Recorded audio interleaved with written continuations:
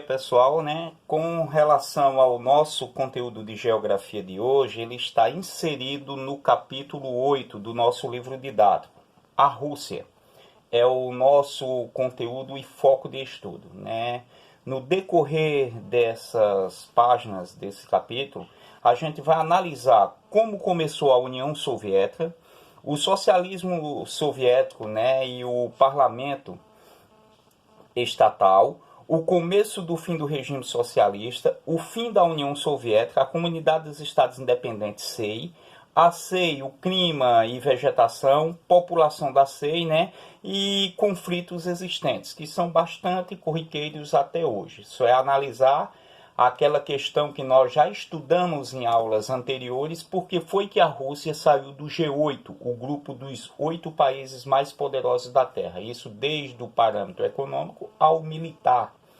Com relação a esses assuntos, você se decorreu pelas leituras, você vai ver que existe nisso aí a chamada historiografia. Como começou a União Soviética? Isso está relacionado ao termo histórico do início dessa superpotência militar, não tão econômica como outras nações, mas ela tem um poderio militar belíssimo, gigante, patriotismo à flor da pele. É porque a gente é ocidental e visualiza muito as questões dos Estados Unidos, da União Europeia. E a Rússia, ela fica um pouco a par. Isso para as nossas televisões, tá certo? Para o nosso jornalismo e assim por diante. Por isso que a gente não consegue ter notícias corriqueiras dessa superpotência. Mas ao analisar a historiografia de como iniciou essa geografia da expansão do Império Russo, é da história. Aí por isso que esse conteúdo é casado com história. A história da União Soviética, a história da Rússia. Para você identificar, a União Soviética foi o primeiro país a adotar o regime socialista. O socialismo é uma utopia, viu? Existem termos utópicos daquela ideologia que é um sistema, né, perfeito, que é um sistema em que a população ela tem todos os bens do Estado voltado para ela, em que todos são comunais e assim por diante. Então, o socialismo ele é uma cópia do sistema comunal, do comunismo. Comunismo e socialismo têm diferenças, viu? A sociedade comunal, vou dar um exemplo para você. Jesus era comunista, porque ele era comunidade. Comunismo vem de comunidade. Tudo ele fazia a partilha. Era o pão, era o peixe. E muitos pregadores dessas ideias socialistas utilizou Jesus. Apesar do ateísmo fazer parte de todos os seguidores desse regime. Por exemplo, em Cuba se pregava muito Jesus. E Jesus era tido como um exemplo de sociedade comunal.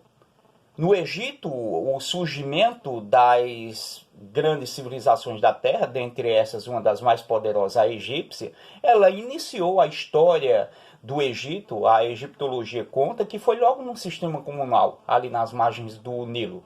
Mas é impossível nesse sistema comunal não aparecer uma liderança, e essa liderança se diferenciar com relação aos outros.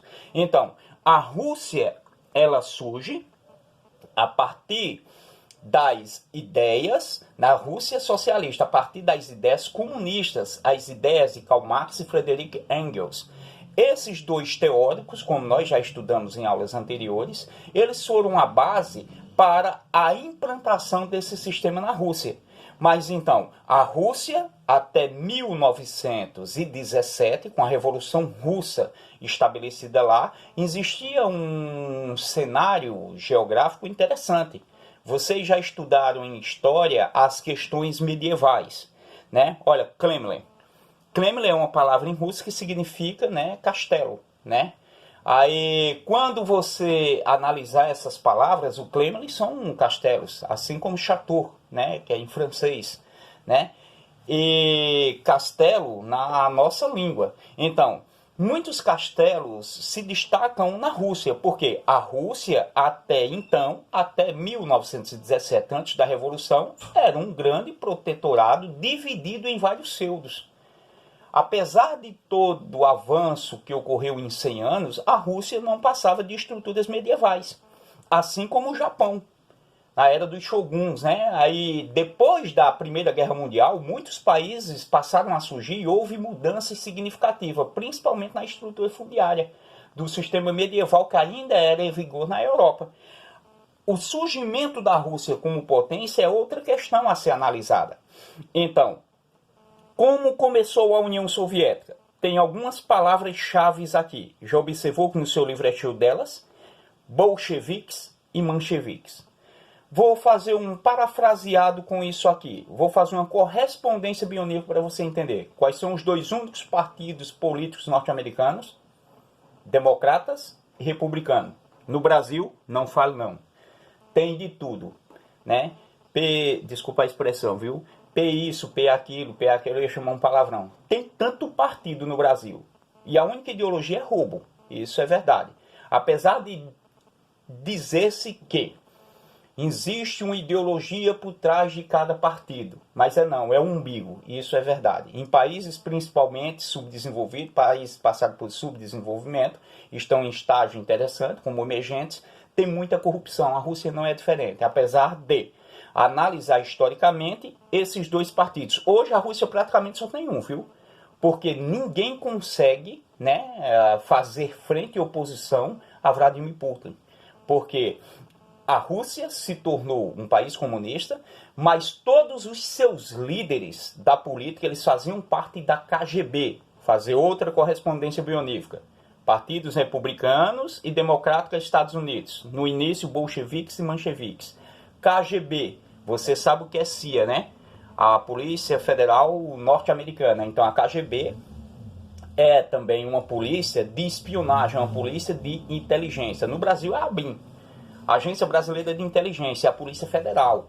Eles têm esse mecanismo de levantamentos, né, de informações, de espionagem, tudo. E o Brasil, espiona também. Os russos também, todo mundo espiona todo mundo. Né? Principalmente a Petrobras, né, onde estão os campos de petróleo, porque a energia no mundo é riqueza. E outra, quem domina a energia domina a economia. A Rússia é um dos maiores produtores de petróleo do mundo, pouca gente sabe disso. O maior produtor de gás natural que manda para a Europa está na mão da Rússia. Se a Rússia resolver não mandar mais gás, tem um colapso na União Europeia. É interessante que você saiba essas questões sobre historiografia. E, ao estudar, você destaque bolcheviques e mancheviques. O que são isso aqui, professor? Olha só. Você analisando a leitura que está aqui, ó, no início do século XX, a população russa era predominantemente rural. Lembrou que o professor falou no sistema medieval? Lembrou que você estudou em aulas de história como é instalado o sistema medieval, como foi instalado na Europa, né? E vivia em precárias condições nas grandes cidades industrializadas, como Moscou e Petrogrado, né? Viviam as demais classes, a nobreza e a burguesia, porque ali estava o centro. O resto era tudo rural, paupérrimo. Imagina o inverno russo, né? Pesado. Muitas pessoas sofriam e ainda sofrem com esse inverno, com toda a tecnologia. No passado, esse inverno poderoso foi responsável por derrotar vários exércitos, principalmente o de Napoleão. O de Hitler também caiu no inverno poderoso russo. Então, a população, por viver estruturada na zona rural, fixa ali, ela tinha seus perrengues, mas era uma estrutura precária e medieval. A Rússia, ela passa a despontar com as demais classes, né? A nobreza e a burguesia, sempre vivendo em pé de guerra ou em união pelo poder. Aí é onde você se destaca nesse conceito os bolcheviques e os mancheviques, né? Com os bolcheviques com maior número de adeptos sobre a chefia de Lenin, Vladimir Ilyich Lenin, vocês já viram isso aí, ó, ele está mumificado até hoje, viu? A figura do Lenin, né? As camadas populares aderiam a isso aqui. Já tem os mancheviques, né? Aí tem comandados por diferentes chefes, né? Dentre esses, os mancheviques, se estabelecia ali a elite russa, né? Descendentes da nobreza ali, da burguesia, que faziam parte disso. E a maior parte do povo eram os bolcheviques.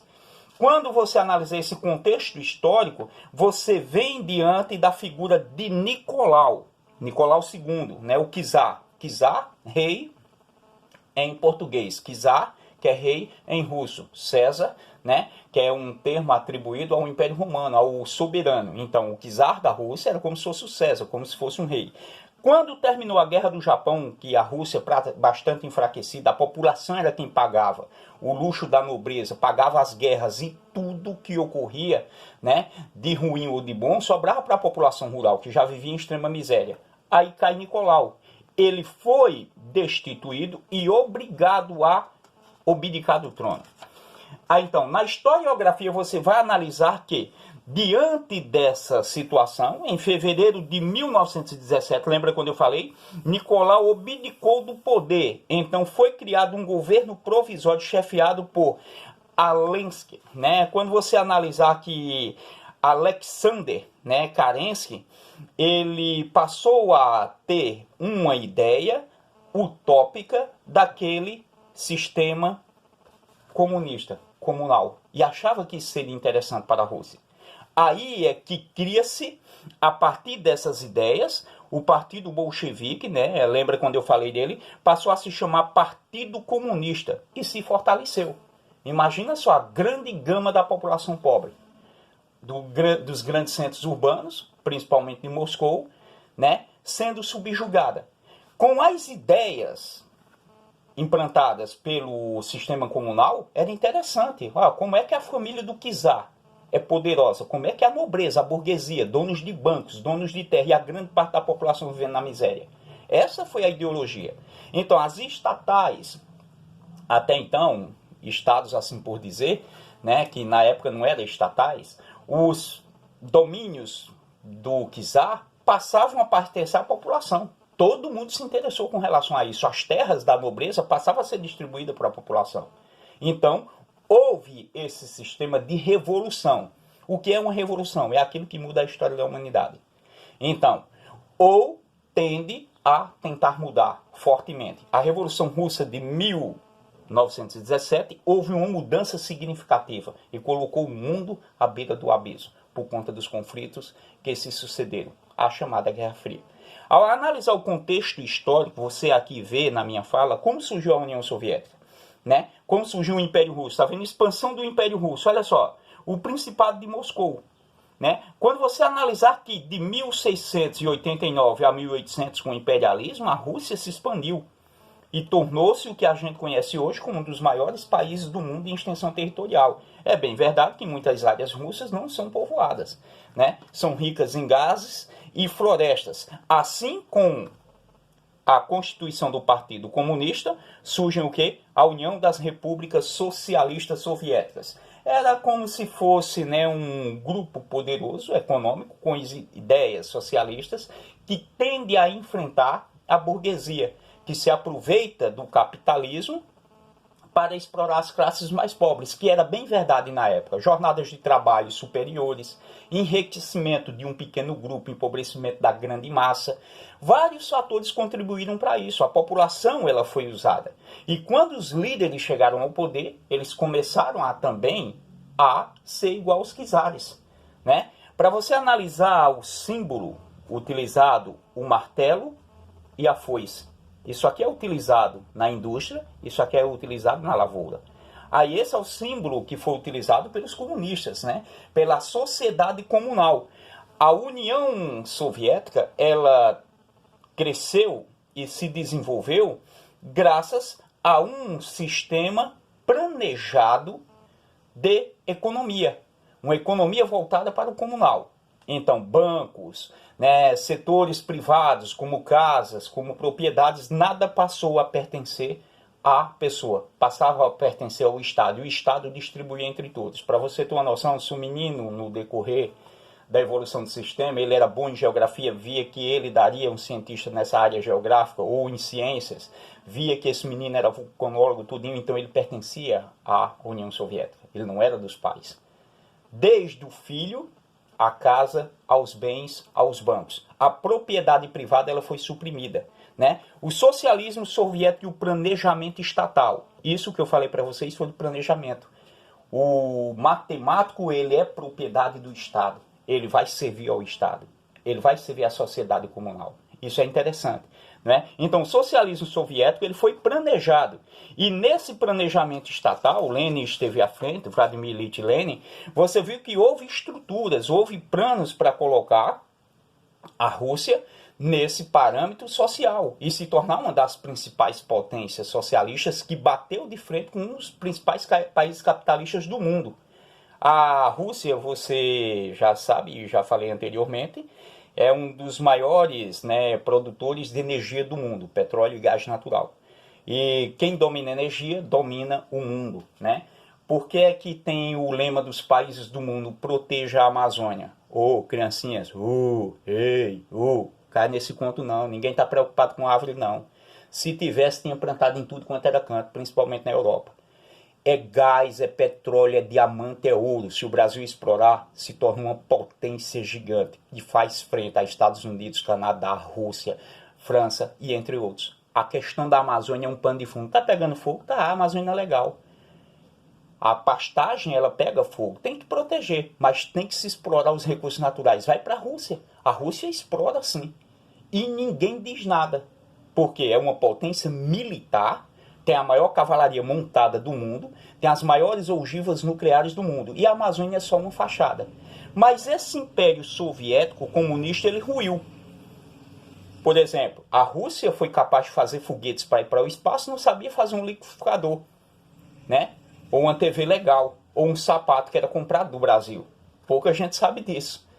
O básico foi esquecido. E as disputas pela corrida espacial, as disputas para mostrar para o mundo quem é a nação mais poderosa, esqueceu do básico, da população. E quando você é submetido a um sistema comunal, você acomoda. Olha, eu não vou produzir muito, porque se eu produzir muito, eu não vou ter direito a isso. Eu vou produzir o básico. E isso fez com que, ao longo dos anos, aquela euforia que ocorreu em 1917 cessou. Aí vem o começo do fim do regime socialista. Duas medidas foram importantes. Criancinhas crescidas, lembra que eu falei para vocês das palavras destacadas em negritos? Perestroika e a glasnost. A perestroika é a reestruturação econômica, e a glasnost é a transparência política. Imagina o regime socialista, comunista, cheio de informações, dominado pela polícia secreta, a polícia violenta, a polícia inteligente, ou seja, a KGB.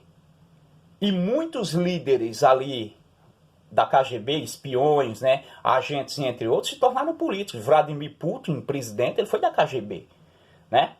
Dizem que até influenciou na eleição norte-americana, que eu não acredito nisso. Disseram que você, ou eu e outros, nossos pais, votaram por conta das fake news no Brasil. Isso é mentira, né? Ninguém é induzido à mentira, ninguém é induzido. Olha, a Rússia fez isso. Não, mas eles têm um sistema poderoso de espionagem no mundo.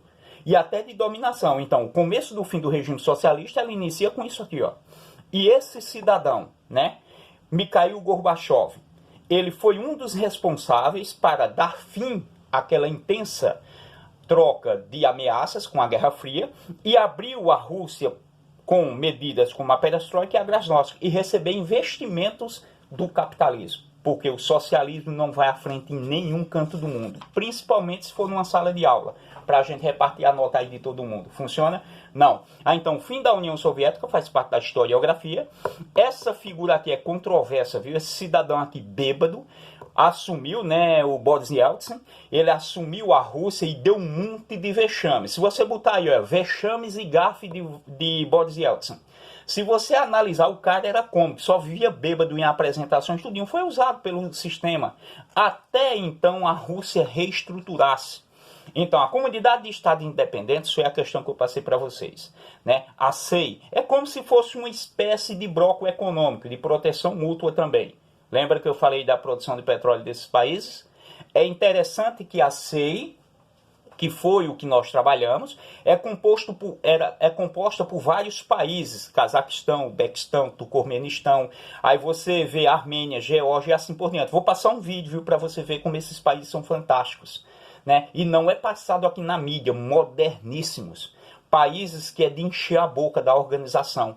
Histórias fantásticas, né? Relacionadas à sua estrutura. Estava anexado ao Império Russo. o Império Socialista Russo. Então, a União Soviética ela se dissolveu e se tornou a CEI, uma espécie de bloco econômico que incluía países, né, independentes, dentre esses Rússia, Armênia, Azerbaijão, Belarus, né, Cazaquistão, Estônia, Geórgia, Letônia, Lituânia, né, Moldávia, Quirguistão, Tadiquistão, Turcomenistão, Ucrânia, Uzbequistão e assim por diante. Esses países fizeram parte do desmembramento do poderoso Império Soviético. Vamos terminar a aulinha e fazer o exercício no caderno. Lembrou das palavras em negritos? Pronto, muito bem.